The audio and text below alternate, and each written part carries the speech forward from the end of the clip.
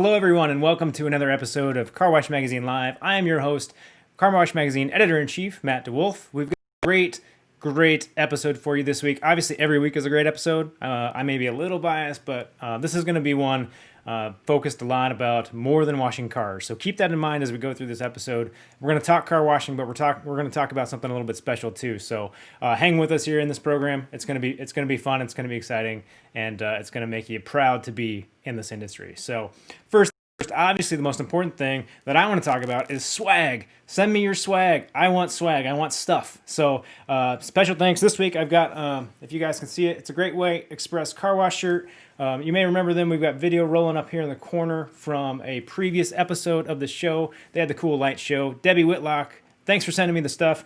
We've got a cool hat too that they sent. And then here's the other thing that's really cool about what people do in the car wash industry, right? I love when people stay on brand with their promotions. So, Great White Express Car Wash.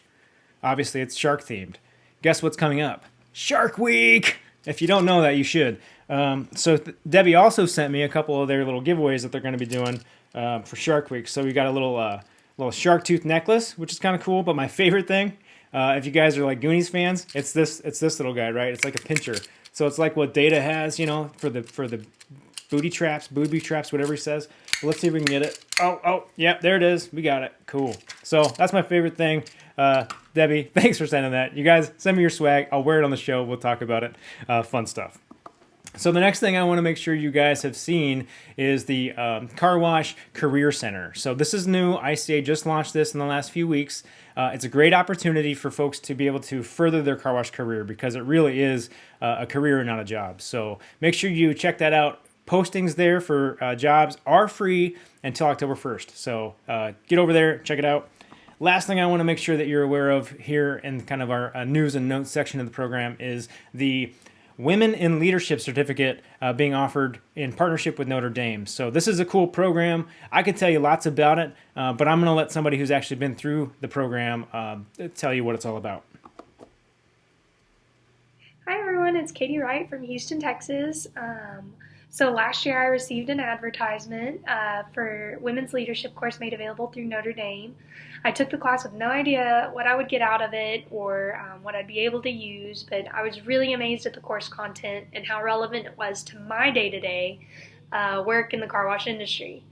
I was finally able to put a face and a name to behaviors and reactions that I was having in the workplace, and more importantly, given a toolbox full of tools to tackle those feelings and challenges.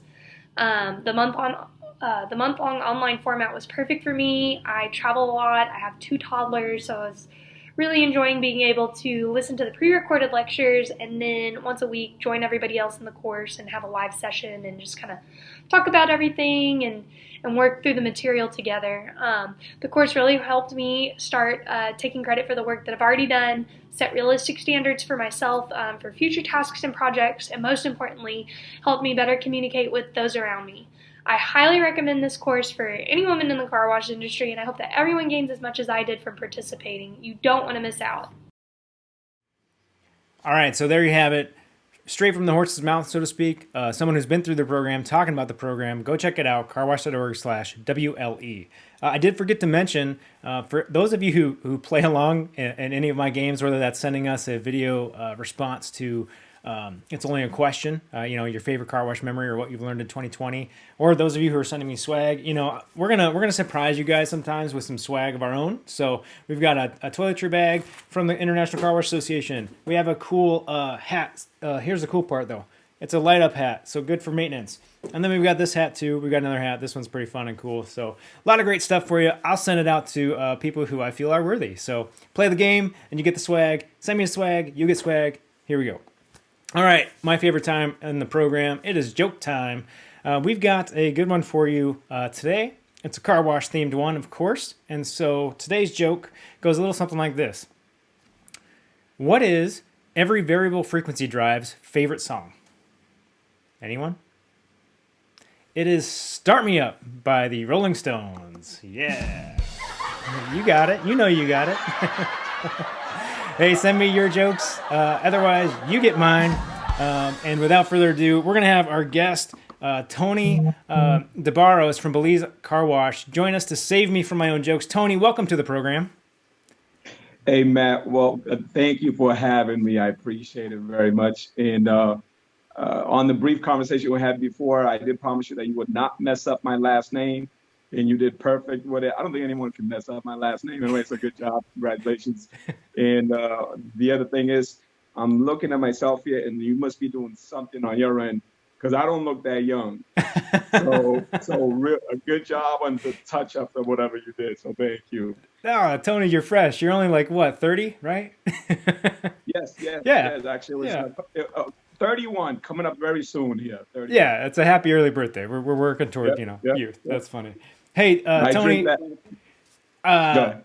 most folks probably don't know you. You've got a little bit of a different story in terms of how you guys wash cars and what you do and how that kind of operations run. But let's back up and can you just give folks who don't know you kind of the quick version of how you got into car washing?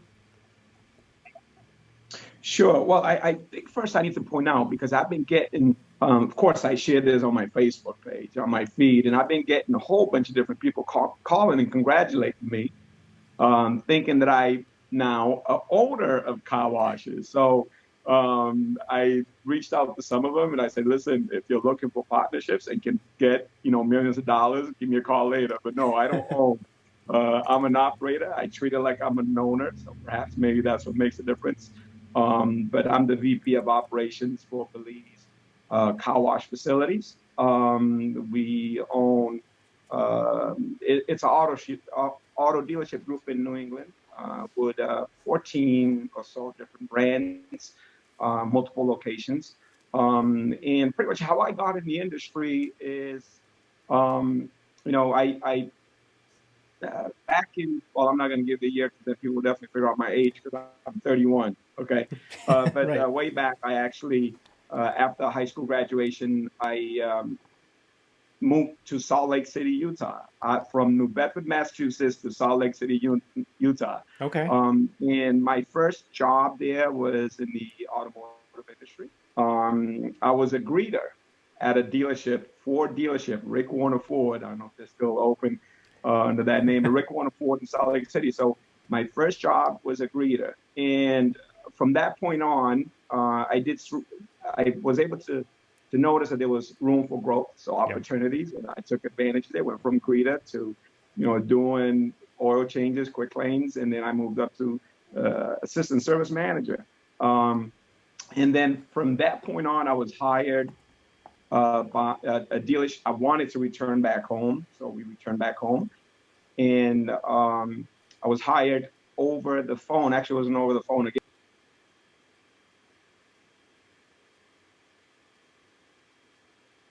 Oh, we lost your audio there, Tony. Tony, can you hear me, buddy?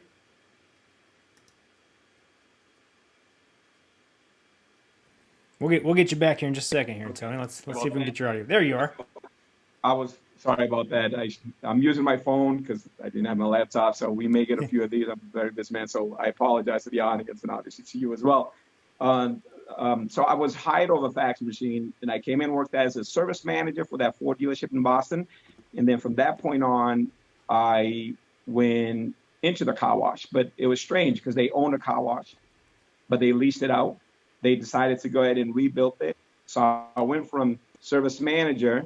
They asked me if I want to run a car wash, and I said, "Whoa, hold on. I'm going to go from a car wash, from a service manager to car wash. What?" But really has been the best career decision that I made, and it continues to be the best career decision that I made, and I'm loving it. Well, you know what I love about your story is that it's been quite the trajectory, right? I mean, you left out all the backstory about how you even made it to the United States, right? You've got a whole story there that you can share. But I want to focus a little bit around how then once you got into the industry, you moved into the Belize Auto Group and started running the car wash, but it's independent. It's like an independently owned thing, right? And it's not just doing the washes and details for the dealerships. It's retail, right? Yes, yes. So I was hired by, originally the dealership I worked for was in Boston, but I was hired by Balise. And when I came in, I really wasn't. sure exactly what it would look like. So my thought process was the same thinking that you're having, that I would be responsible for cleaning dealerships' vehicles. However, I realized that it was much bigger, that they wanted to go ahead and build car washes, but that it would be independent, that the car wash itself would stand on its own, that would pay its own expenses. So technically, we are a complete separate entity running separate from the dealerships. We provide all the services to the dealership, and at the same time too, we provide the same exceptional service and quality to retail customers. So it's a combination of both. However, the approach to both is exactly the same, because the dealerships are actually our number one customers. We are always busy. We even rainy days we don't shut down because we've got dealerships that needs us. So it's a constant evolving. So we need to treat them well, because if I don't, they probably wouldn't allow me to use their conference office right now, because in the car wash I would not be able to do this. So it's a win-win situation for everyone, but we have to treat them just like we would treat any other customer, if anything better. So yeah, that's really really interesting, because so you guys have to knock it out of the park every day. Like any wash, right? You want to be doing a great job. You want to be really making sure that you're washing cars well, treating customers right, giving them a really amazing experience, because you want them to come back. But this goes a little bit deeper. There's a little extra pressure because of the cross promotion of the brands, right? Talk about that a little bit. Well, absolutely. It's we call it the halo effect.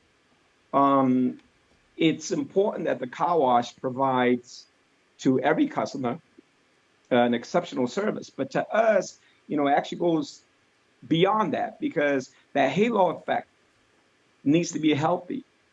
At the car wash level, if we mess up on one customer, if we do that customer bad, the quality is not there, the service is not there, the consequences of that, especially if we don't treat them right. I mean, we can never be perfect, but it's the after the imperfection on how you handle it that makes a big difference. So the impact of not treating that customer right on the dealership level is huge, because now at this moment, Balise, they know it's a car wash. We are a separate entity, but the name is there. We don't promote the Balise name because we want to run it as a separate entity, but everyone knows it's Balise, right? So if they come in and that service is not good, then at this point, it could cost a service as simple as an oil change. I'm not going to get my oil change no more. The car wash did me wrong. But the bigger picture is I won't buy a car from Balise any longer because the car wash did me wrong. Now, with that said, too, because we provide exceptional service, excellent quality to, all customers, retail and dealerships, our reviews are excellent. We have a great people working for us. And with that said, we do well there. They remember that. Yeah. And next time they make a decision, because they already use a wash, they definitely would look into Balise as, hey, if the car wash can give me good service like this, the dealership should be able to do the same thing, because a lot of people think car wash is easy, right? But we know there's a lot behind the scene that happens to provide the service, that they expect. So to us, it's really not just about, clean, shiny cars. To us, it's building the relationship with that customer. That goes into get to know that person, and it goes beyond cleaning, shiny vehicles. It goes to the point where you really want to make sure that you build a relationship with that customer, to where they know, hey, listen, I. Yeah, Tony, the thing that I think is fascinating in your situation is that you all had to overcome this hurdle, right, at one point of being able to promote your wash as something that is a retail operation and independent, because they're part of the dealership location, right? And so customers see that, and they got to get past that. But I think you guys have done a nice job doing that, obviously. But then talk to me a little bit about how the other side of that cross promotion works in terms of when a customer buys a car from Balise, how you all get kind of a leg up in terms of getting them to come back to your wash. Sure, it's when we built the locations, it's a separate entity to be able to hold its own. So cross promoting with the dealership, it actually took a while because we wanted to make sure that that we had everything right. We wanted to make sure that the pieces of the puzzles felt perfectly until we go ahead and start doing promotions. Because the last thing we needed is for us to not to be perfect and then to affect the dealership. So, but the process is pretty much anytime when someone purchases a vehicle from Balise, we do all the cleaning for delivery. So you buy a car, it's our responsibility to clean it so they can deliver that vehicle to a customer. In the process of doing that, we'll go ahead and attach Fast Pass to the windshield of the vehicle. We'll program that Fast Pass to put them in a exclusive Balise program to where after they take delivery, they can come and wash their cars as many times as they want, and it does have an expiration date on it. Once that expires, then it puts them into an exclusive Balise program that makes them feel, special, and they are special. It makes them feel special, and so that in the hope is for them to continue to come back to us, to use our services, and most importantly, to continue perhaps maybe to continue purchasing the vehicle from Balise. I shouldn't say most importantly is both. We want them to continue watching their vehicle with us and also, do business with Balise dealerships. That's awesome. I think there's probably for a lot of folks in the industry here, maybe some opportunities in ways that they might be to get a little creative in terms of how they approach dealerships, in terms of partnerships and what they might be able to do. I love that idea of getting the customer in. They're already in the system now. You got them. They've got the Fast Pass. Why would they want to go anywhere else if they've maybe they get a month or 2 months or whatever it might be of free washes, and then you guys on the wash side are delivering top-notch service. I'm going to come back every time, and boom, now I'm locked in. I'm a customer for life. You got it, and that's the whole the strategy is that to be able to see them to have that great experience, to have them come back, whether they buy a car from Balise, but hope they'll come back to us, and hopefully they'll buy a car from Balise. But that's the objective of the program. Nice. Well, I'm gonna give people a quick look at what a Balise wash actually looks like, and then we're gonna come back and we're gonna talk about something a little bit different. Okay.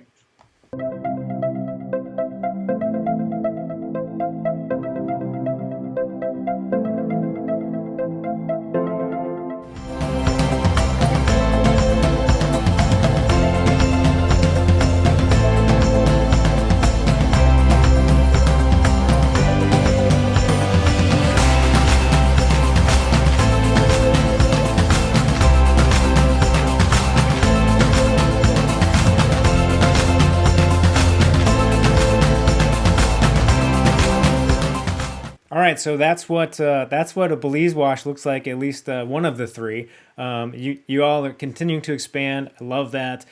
Tony, tell me a little bit more about what you like about car washing. What keeps you coming back to this industry?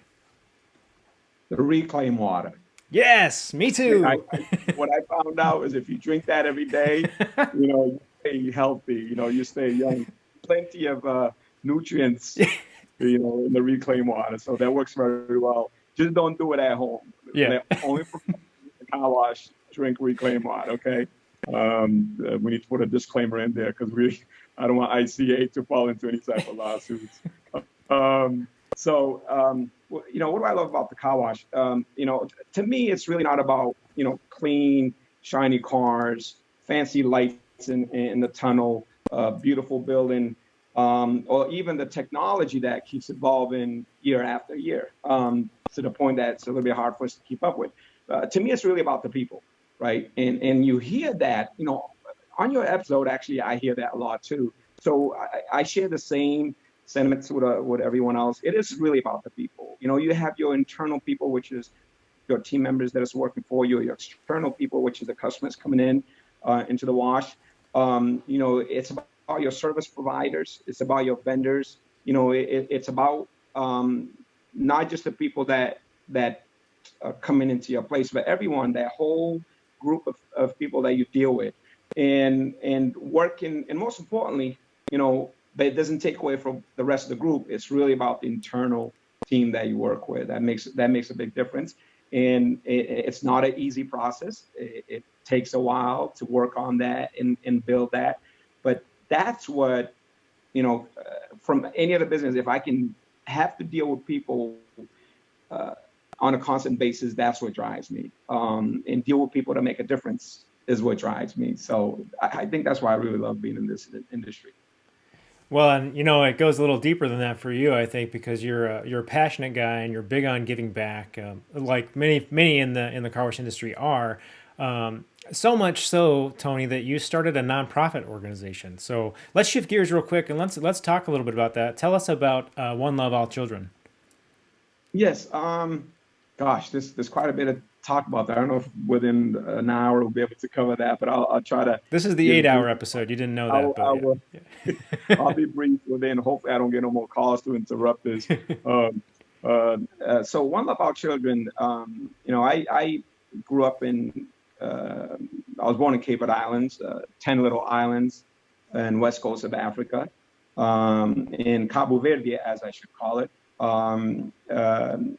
It's a. I'm not going to necessarily say it's a poor country, but it's a country where it's not easy. You struggle.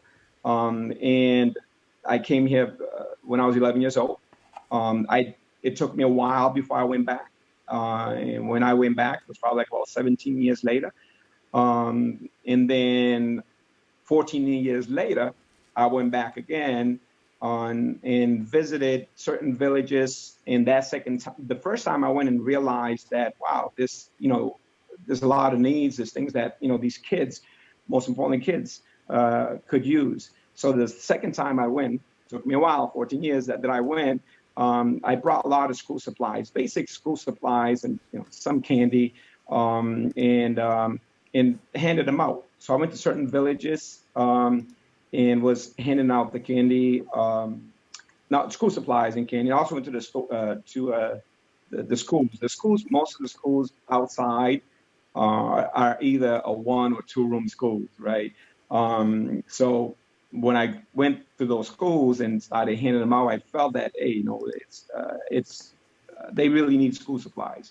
And this, 6 months, about 9 months after I left, and this was in 1994, 2014. A little bit later, when I left the same village that I visited and handed out school supplies, there was it's at the base of a volcano, and there was an eruption, and it took out the whole village, pretty much. And from that point on, I was watching this, and I couldn't believe it. I mean, it really, it hit me hard.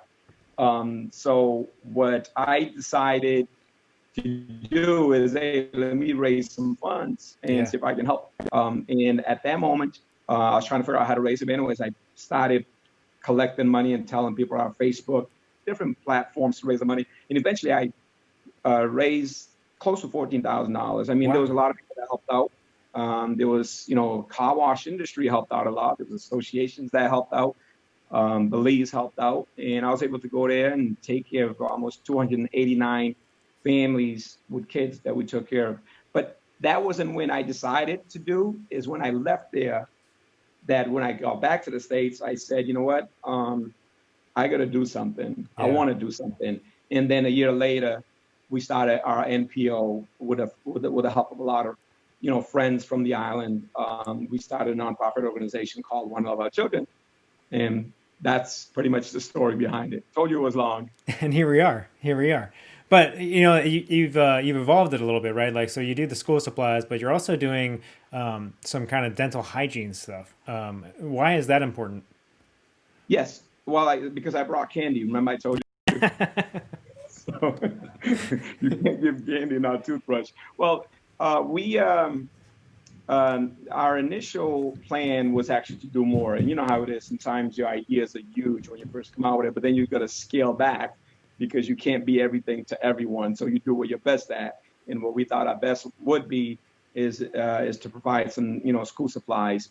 So school supplies is part of it. The dental hygiene, for me, it was actually what I took notice is that, the needs in terms of healthcare, it's poor.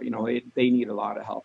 But the dental part, I was able to connect with some dentist local there through another friend that's on the organization. We connected to a friend, a dear friend of ours that is in Cape Verde. He's a dentist, and he had the conversation with him, and Dr. Danny was very graciously he said yes, I'll be more than happy to go ahead and join and do work with you guys. So he volunteered. So every year we go there and we hand out school supplies, and also we do the dental, oral hygiene, with school kids, at different villages, and we tend to focus, on more than one island. We've done 3 different islands.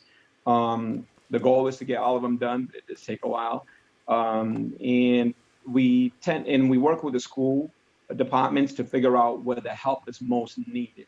And they will tell us what school are in, I'm not going to use the word desperate, but in dire need of supplies, but also what areas could use, some, education on how to take care of your mouth so that they can continue to do what, the smiling part of it. Yeah. They can continue to smile without feeling any way,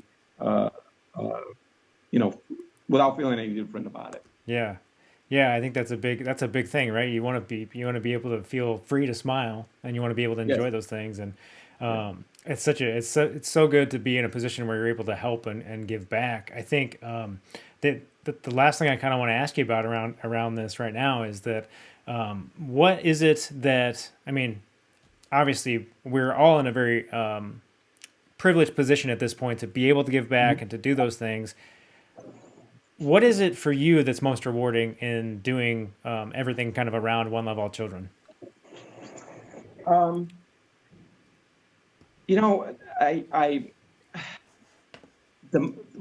The rewarding part of it, to me, it's, it comes pretty much easy.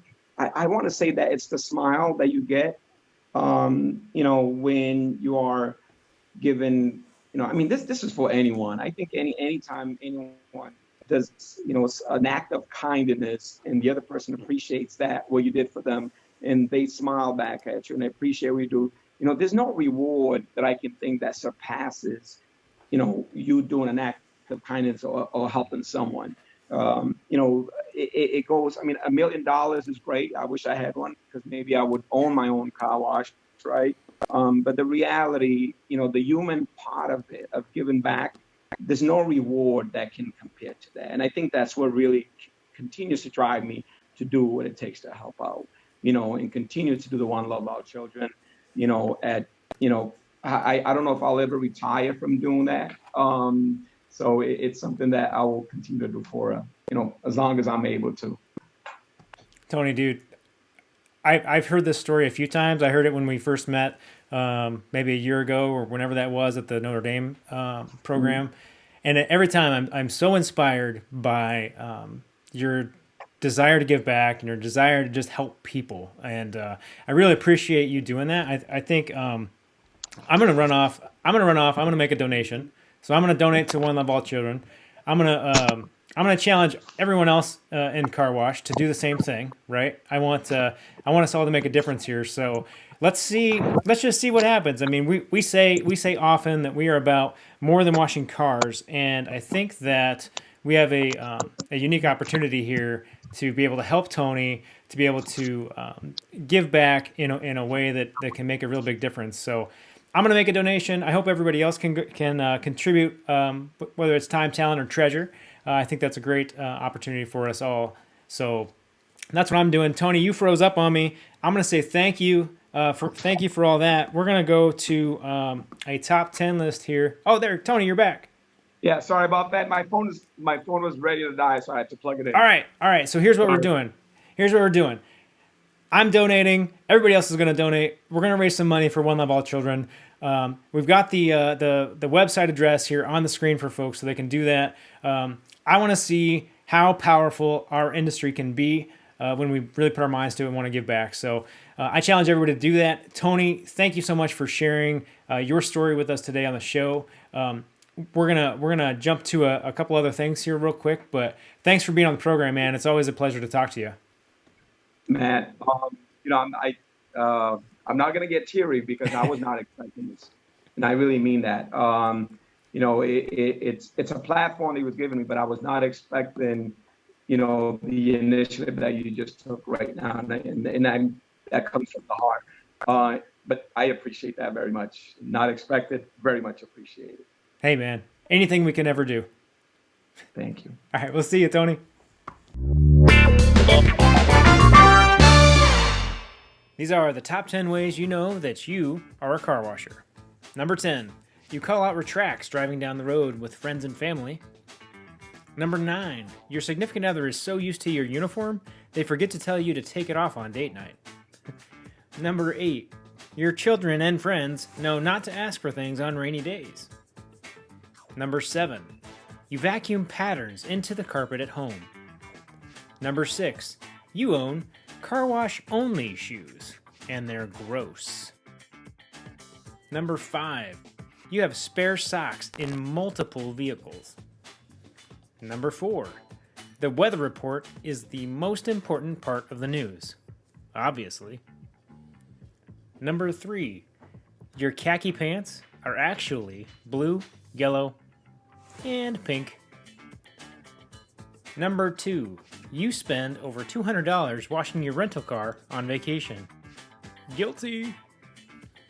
And the number 1 reason you know that you are a car washer, the stench of the pit puts you in the mood. That's disgusting.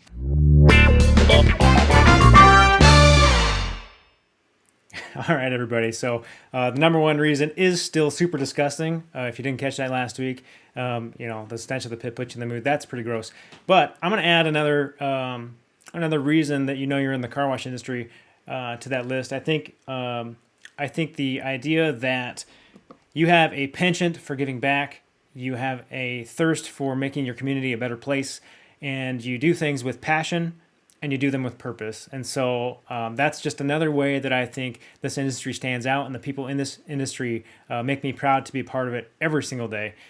So like I said right before the top 10 list here, I would love to see everybody kind of contribute a little bit to One Love All Children. That's not coming from ICA. That's not coming from anybody other than myself, Matt DeWolf. I'm personally making a contribution. You all want to do that too. I encourage you to. I think it'll be nice. So, all right, guys, that's going to be it for this show. Make sure if you want to see other episodes, you go to carwashmagazine.com. All the episodes are there. They're on our YouTube channel. They're in the Facebook feed. Anywhere you can possibly imagine, we're going to put them out there so you can reach them. And then I want to also remind you, as you all have windshield time and you're moving around, Car Wash, the podcast, is a great way to dive deeper on some issues, learn from experts inside and outside of the industry. So check that out. Episodes drop every Wednesday for your ear candy pleasure. So as always, when you're out there, keep it clean.